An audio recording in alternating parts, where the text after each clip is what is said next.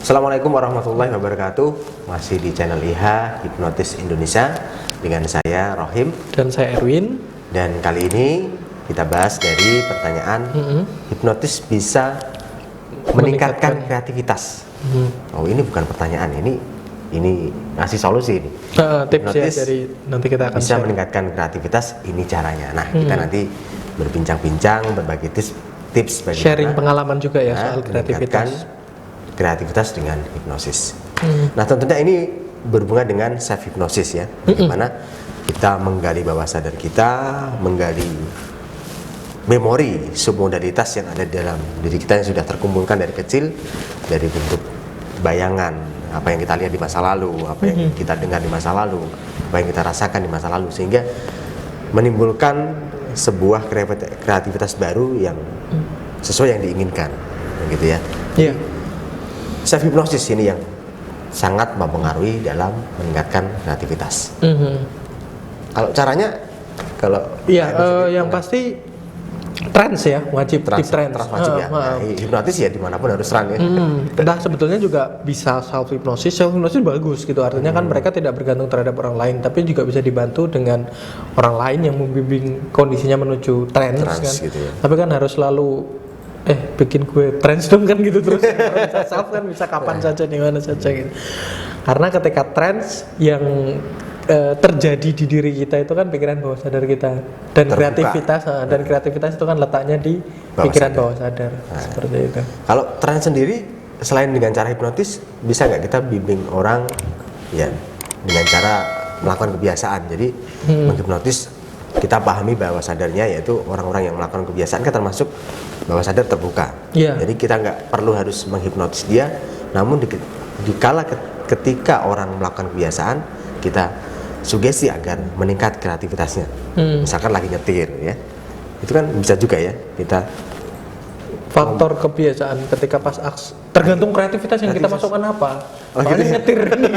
Kalau kita mengkreativitaskan sesuatu yang mengimajinasikan dia sehingga teralihkan fokus perjalanan dia kan bahaya. Oh, bahaya ya.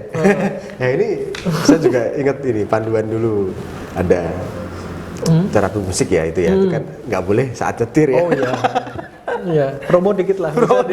Bisa diklik di terapimusik.com. Nah, itu juga ada. Punya saya sih kan nggak butuh bayar royalti lah. Nah, itu termasuk musik yang menghipnotis atau menggali bawah sadar, membuka bawah sadar dan bisa meningkatkan kreativitas gitu. Jadi cara yang pertama adalah memasuki kondisi trance dulu.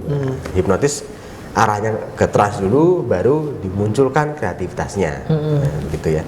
Dan ada beberapa tadi ya hal-hal atau aspek yang memang mendukung kreativitas yang lokasinya itu memang di bawah sadar, misalnya kayak visualisasi, imajinasi, gitu.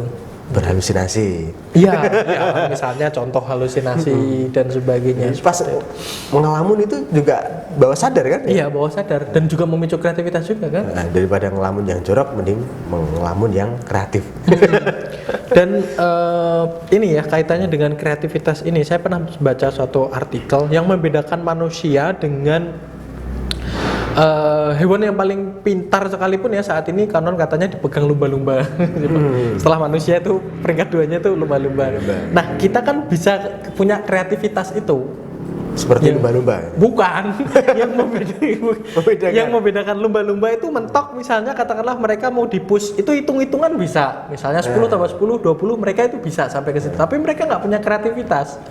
Artinya kalau manusia nggak pernah tahu yang namanya buah apel, tapi dikasih tahu ya, ada buah namanya apel, warnanya merah, bentuknya bulat, rasanya manis, kalau digigit tuh kletuk gitu. Padahal dia nggak pernah lihat sama sekali, entah itu di video, di foto.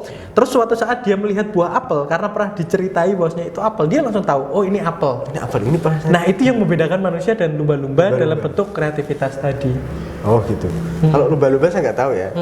Mungkin dia perlu latihan terus menerus ya biar mengenal. Memang nggak bisa, nggak akan bisa. Dia cuman memorize. Dia lompat itu 3 kan kali. udah diajari.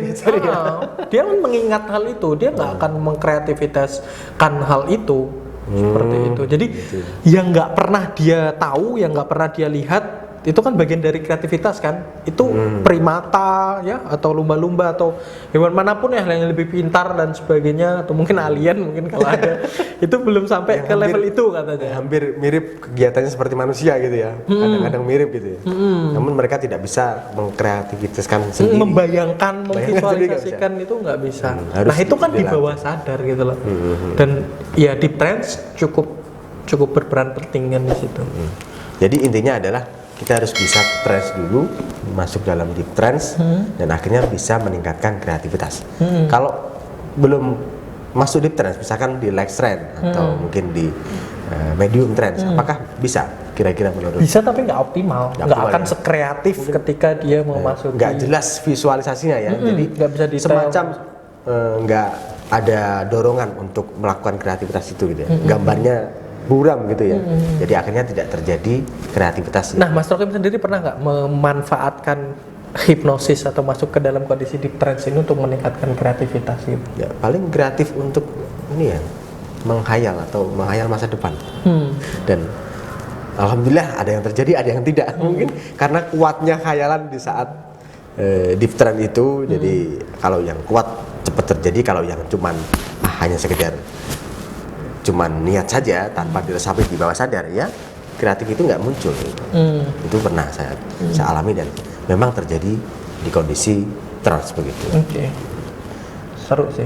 Kalau saya sih paling sering ini, ketika berhadapan suatu masalah gitu ya, entah apalah urusan kerjaan atau urusan keluarga, sosial dan sebagainya gitu, saya memanfaatkan ya kreativitas kan salah satu cara untuk memicu mencari solusi. Iya, problem solving. Nah, saya lihat diri saya sendiri ketika berada dalam kondisi permasalahan tersebut, lihat dari atas gitu ya, kira-kira dari aspek sini, dan sini. Itu namanya apa? Chair terapi ya, ada teknik melihat diri sih, kita. saya nggak pakai chair juga, soalnya nggak ada kursi. Ada kursinya. Makanya saya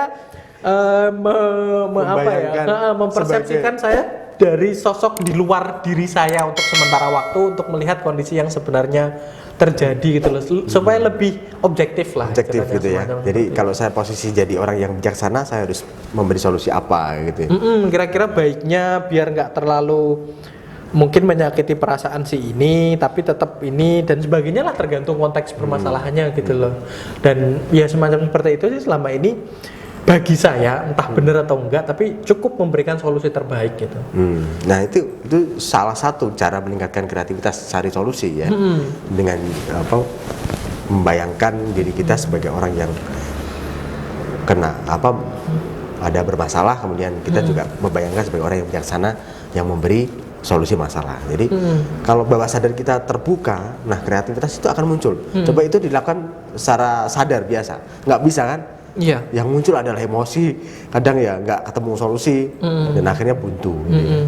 Dan kreativitas, imajinasi itu memang sangat luar biasa sekali sih. Bahkan saya pernah baca juga, Einstein itu kan sangat berterima kasih kepada Tuhan atas imajinasi yang diberikan ke kita. Kalau enggak ya kita kayak lumba-lumba tadi lah. Tahu lah, bisa pinter, bisa hitung-hitungan, bisa matematika ini segalanya, tapi untuk sesuatu yang belum kita ketahui, yang butuh kita cerna, yang butuh kita bikin rekam gambarannya di otak dulu gitu ya. Itu kita nggak bisa lakukan. Nggak ada, mungkin nggak ada laptop, nggak ada handphone, nggak ada ini gitu ya, seperti mungkin ya nggak ada apa teknologi mungkin ya. Bisa jadi seperti itu. Oke, jadi intinya adalah untuk meningkatkan kreativitas kita harus paham dulu bagaimana membimbing diri kita masuk dalam trance. Yang bagus adalah deep trance, jangan coma state ya. terlalu dalam. Nanti malah tidur dan bahkan koma dan mati. Jadi Anda harus paham titik tetanya ya. Tetanya kalau pakai EEG ya ada kontrolnya. Kalau kita paham ya ada ciri-ciri khusus yang memang itu menunjukkan kita masuk dalam kondisi deep trance. Dan ini dipelajari di level 1 instant hypnosis. Tadi ada chair terapi juga dipelajari juga, cara terapi untuk meningkatkan kreativitas dengan mencari solusi di level 2 ya. Nah, belajarlah Level Bersama 1, kita, level 2 iya. bersama kita dan langsung supaya sampai bisa master meningkatkan ya. kreativitas. Karena kan tadi self hypnosis kan untuk memacu kreativitas itu di level 1. Nah, nanti solusi yang lain. Jadi teknik dari yang level lain, 1 aja udah diajarin kreatif. apalagi di level 2 dan 3. Karena level 2 kan udah jadi hipnoterapis kan wajib kreatif Wajib lah. kreatif. Karena Nggak kreatif dapat ya. klien yang Yang aneh-aneh. iya. Nggak kreatif ya, malah kabur. Iya, Kliennya. ikut nangis kan. Ikut nangis ya kayak tadi ya. Seperti itu. Oke, mungkin Saya cukup rasa itu ya, semoga bermanfaat. Segera daftar ya. Terus tingkatkan ilmu hipnotis. Untuk pendaftaran ke nomor WhatsApp kita atau ke website kita masterhypnotis.com. Jangan lupa like, comment, dan share serta subscribe dan nyalakan loncengnya ya, supaya mendapatkan notifikasi video-video baru. Silakan ditutup Mas Rokim. Oke, ya saya tutup aja. Terima kasih. Wassalamualaikum warahmatullahi wabarakatuh.